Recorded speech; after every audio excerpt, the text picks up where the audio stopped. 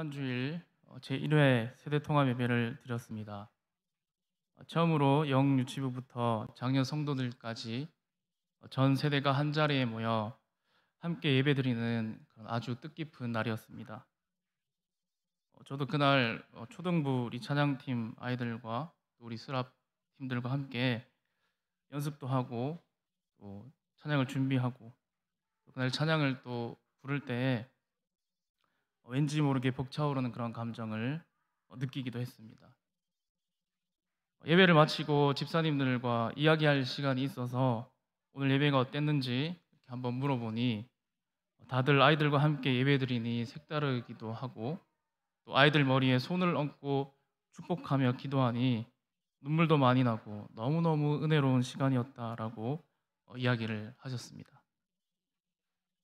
제가 또 들은 것들 중에 또 더욱 기쁜 것은 이 코로나가 시작된 후에 약 2년이 넘는 그런 시간이 지났는데 그동안 예배에 나오지 않았던 그러한 셀 가족 중에서 그 예배를 계기로 다시 또 예배에 나오게 되었다는 분이 또 있다는 이야기를 듣고 과연 예배를 통하여 하나님이 역사하시고 또 우리 심령 가운데 회복시켜 주시는 은혜가 있음을 확신하게 되었습니다.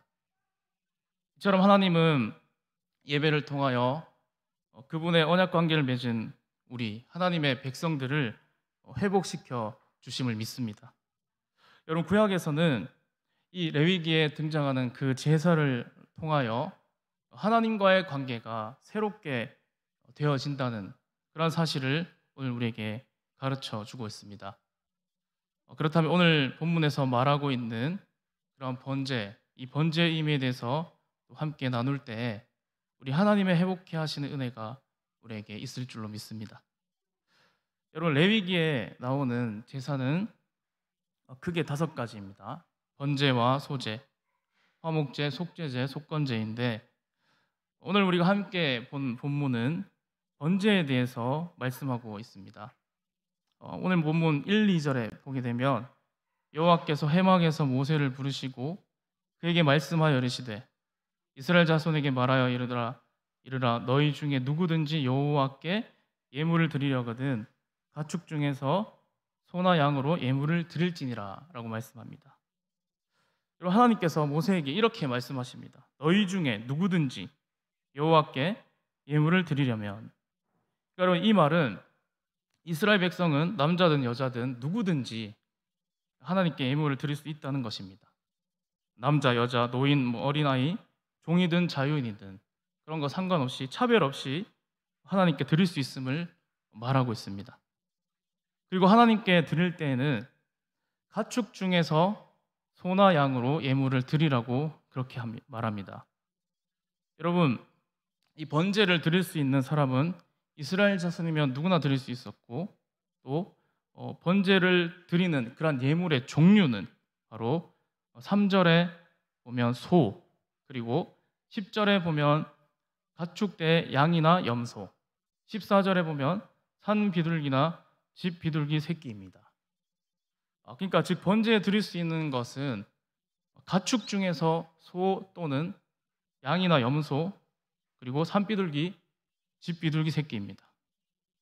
근데 여러분, 여기에 가축이라고 하는 말을 우리가 유의해서 봐야 하는데, 여러분, 가축이 무엇을 말하는 것입니까? 가축은 들짐승, 즉 야생에서 자라는 짐승과 완전히 반대되는 개념이죠.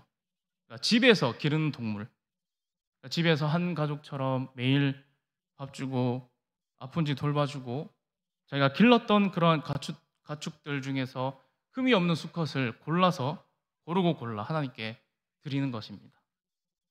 그런데 여러분, 가축 중에서 이 소의 번제를 드린다는 것은 무엇을 말하는 것일까요? 여러분, 소라고 하면 지금도 이 소의 가격, 소의 가치, 소 한 마리가 얼마입니까?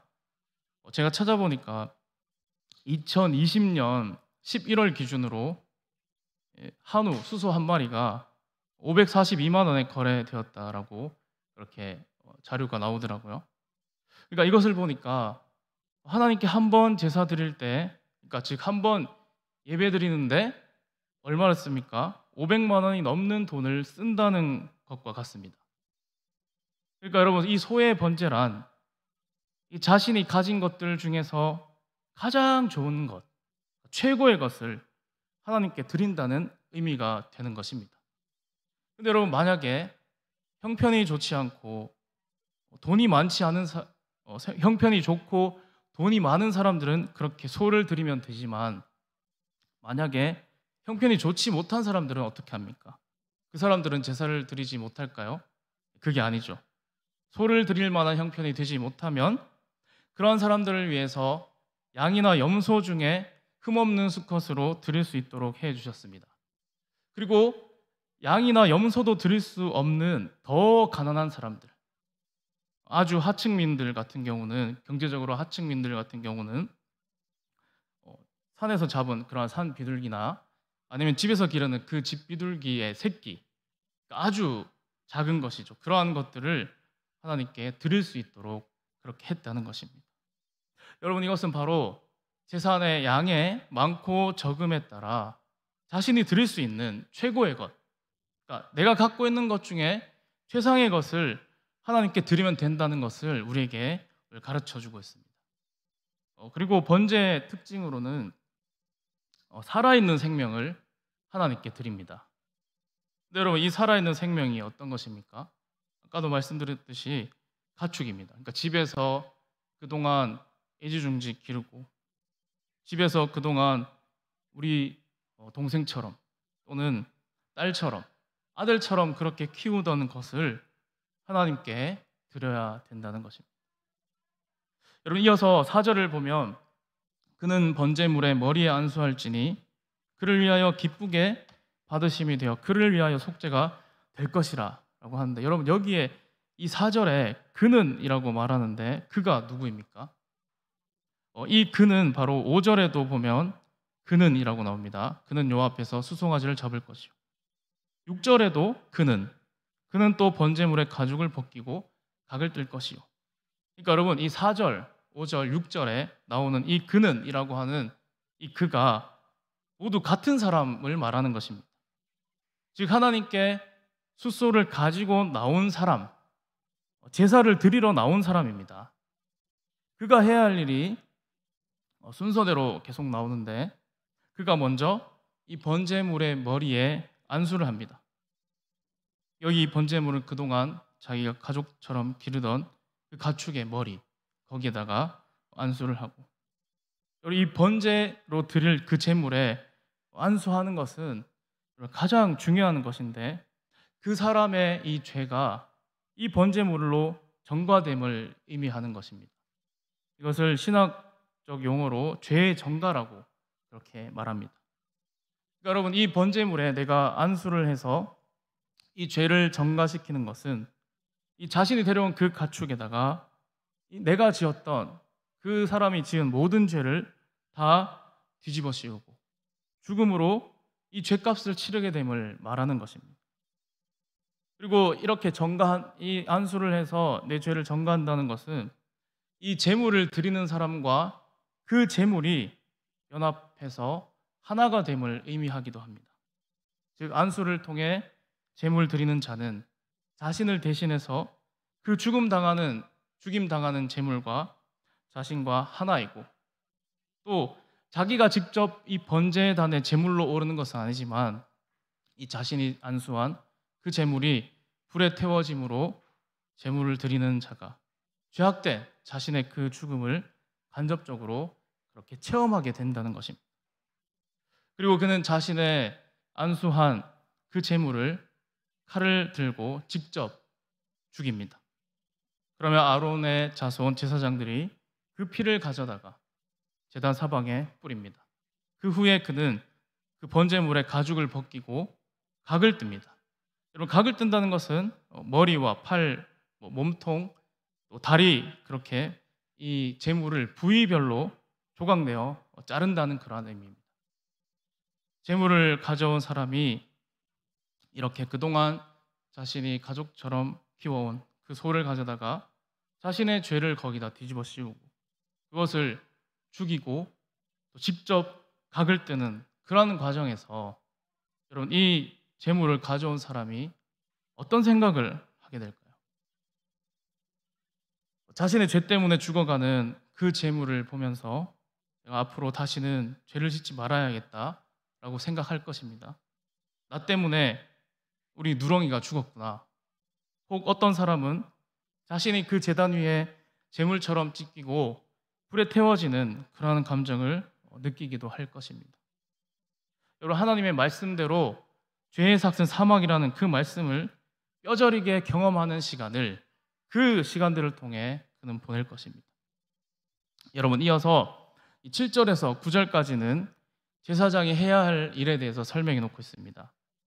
제사장은 제단 위에 불을 붙이고 불 위에 나무를 버려놓고 각을 떠놓은 제물과 머리, 기름, 그리고 내장, 또 정강이, 이런 정강이는 다리 부분을 말하는 것입니다.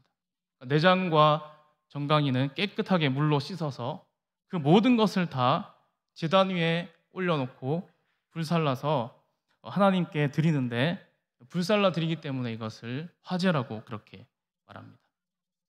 여러분, 이렇게 번제는 제물을 가져온 사람과 이 제사장의 할 일이 나누어져 있습니다. 제물을 가져온 사람은 이 제물의 머리에 자신의 손을 얹어 안수하고 그것을 죽이고 가죽을 벗겨서 각을 뜨는 것까지가 그가 할 일이고, 제사장은 제물의 피를 제단 사방에 뿌리고 각을 떠놓은 그 제물을 제단 나무 위에 올려놓고 또 머리와 기름, 내장, 모든 것을 다 태워 드리는 것이 바로 제사장의 할 일입니다.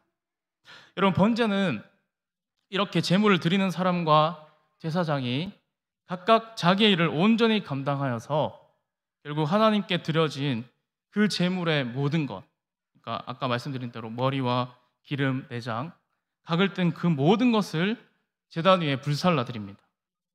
여러분, 이렇게 모든 것을 불살라 드리는 것은 바로 하나님께 드리는 온전한 헌신과 희생을 의미하는 것입니다. 이렇게 불살라 드리는 그 제사를 하나님께서 그것을 향기로운 냄새라 인정하시고 그것을 연락하시고 받아주셔서 그 죄 지은 사람의 죄를 용서하시고 그 사람과 다시 관계를 이어나가겠다는 것을 우리에게 말씀하고 있습니다. 여러분, 번제가 이렇게 제물을 통하여 죄 지은 사람이 자신의 죄를 용서받고 하나님과 깨어진 관계를 다시 이어나가게 되는 그런 좋은 의미가 있는 것인데, 지금은 왜 이런 번제를 드리지 않습니까? 그 이유는 우리 주 예수 그리스도께서 직접 제물이 되셔서 단번에 구약의 모든 제사를 대신하셨기 때문입니다. 히브리서 9장 12절에 염소와 송아지의 피로 하지 아니하고 오직 자기의 피로 영원한 속죄를 이루사 단번에 성소에 들어가셨느니라 말씀합니다. 여러분, 즉 구약의 성도들은 소의 피로, 양의 피로, 염소의 피로, 비둘기의 피로, 그것을 피로 드리고 그걸 태워 드림으로 죄를 용서함 받았습니다. 하지만 여러분, 이렇게 용서함 받는 것은 불완전한 것입니다. 왜냐하면 올해만 죄를 짓고 마는 것이 아니기 때문에. 내년에는 여러분 죄를 안 지을까요? 아닙니다. 우리는 알고도 죄를 짓고 모르고도 죄를 짓고 부지불식간에 죄를 지을 수 있습니다. 그래서 올해 소를 잡아서 제사 드리지만 내년에 또 드려야 됩니다. 그리고 그 다음 해도 또 드려야 되고 그 다음 해도 또 드려야 되고, 매년 계속해서 번제를 드려야 죄를 용서함 받는 그 동물들의 그 피가 바로 모형이고 그림자요, 불완전한 것입니다. 그러나 여러분, 예수 그리스도의 피는 그것의 원형이자 실체이고 완전한 것입니다.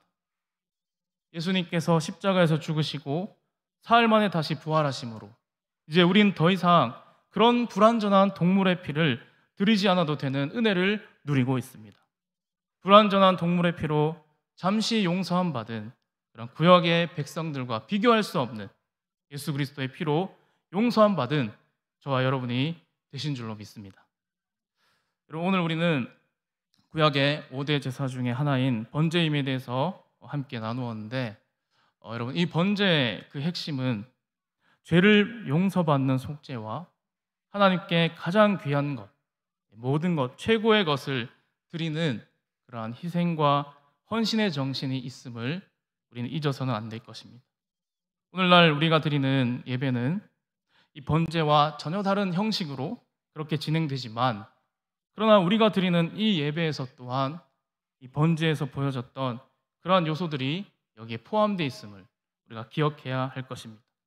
날마다 우리가 십자가의 은혜로 우리의 죄사함 받은 것을 하나님께 감사하며 하나님께 예배로 나아갈 때마다 하나님께 드릴 수 있는 최고의 것, 최상의 것을 드릴 수 있는 저와 여러분이 되시기를 간절히 소망합니다.